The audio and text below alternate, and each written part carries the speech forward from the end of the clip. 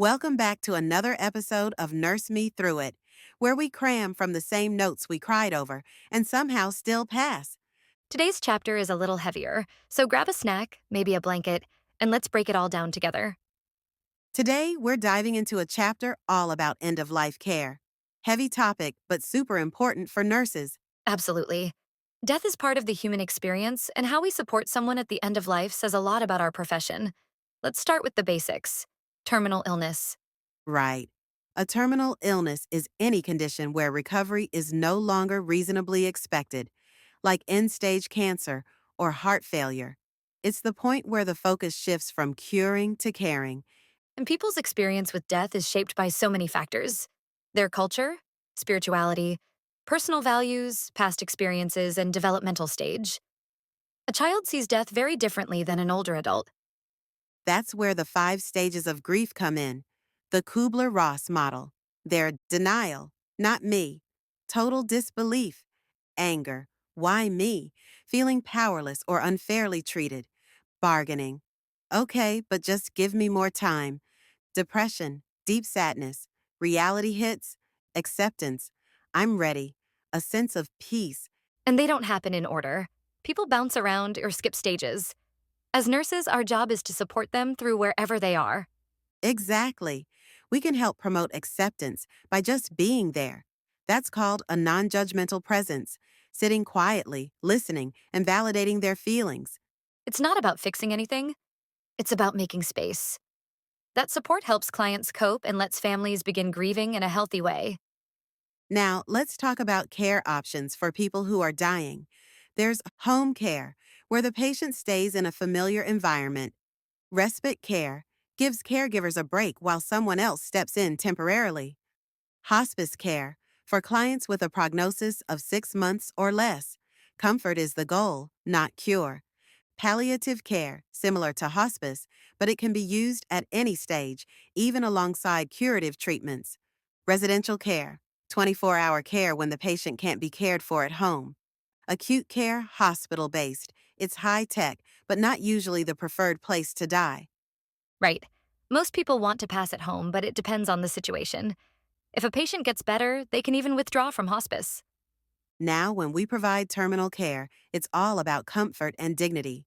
We focus on hydration and nourishment, elimination support, like briefs or catheters, hygiene, oral care, bathing, positioning. Lateral is often best to reduce aspiration, breathlessness, oxygen, high Fowlers, and of course, pain management. And don't forget emotional support. Families need us just as much. Maintaining those bonds helps survivors cope with grief later on. So, what does approaching death actually look like? You'll see a gradual decline in function. Then, multiple organ systems begin to shut down.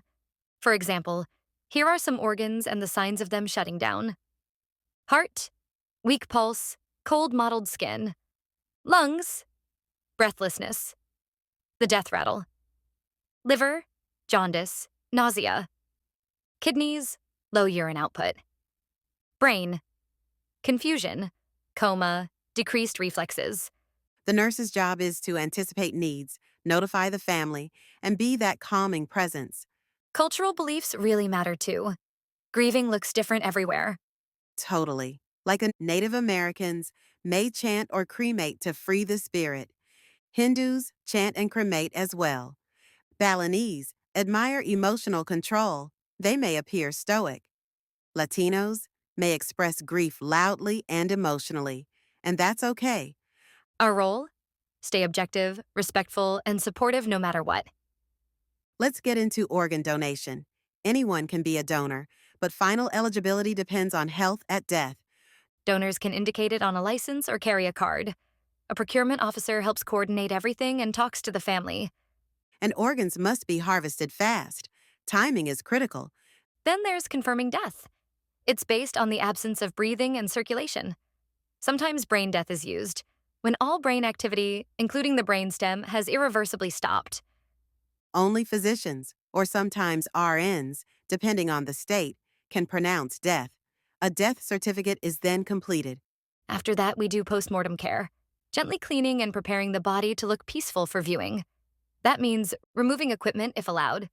closing the eyes and mouth, placing identification tags, covering with a clean sheet, and releasing the body to the mortuary. If it's a forensic case or autopsy is ordered, we don't remove anything. We tape down tubes and leave the body intact for the examiner. Grieving is that deep sorrow after a loss, and it can start before death in the form of anticipatory grief. After death, mourning is how we express that grief, like rituals or wearing black. Some people go through healthy grieving, such as shock and disbelief, developing awareness like sadness, trouble sleeping, restitution like attending funerals, honoring the person, and idealization like remembering only the good. But if someone can't move forward, it's pathologic grief, like if they leave the room untouched for years or try to contact the deceased supernaturally. Eventually, in healthy grief, people reach resolution. They can talk about the loved one, acknowledge the good and bad, and keep moving forward. Last thing, common nursing diagnoses at end of life include acute or chronic pain, fear, spiritual distress, hopelessness or powerlessness, caregiver role strain, chronic sorrow. Our role is to meet them where they are, physically, emotionally, and spiritually. That's a wrap on this chapter. I know it's a lot, but this is what makes nursing so human. Exactly. Our care doesn't stop when a cure isn't possible. That's when it becomes everything. Okay, deep breath, you made it through.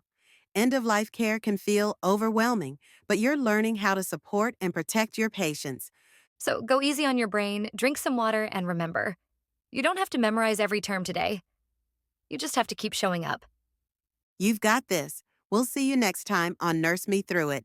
Now go past that test, babe.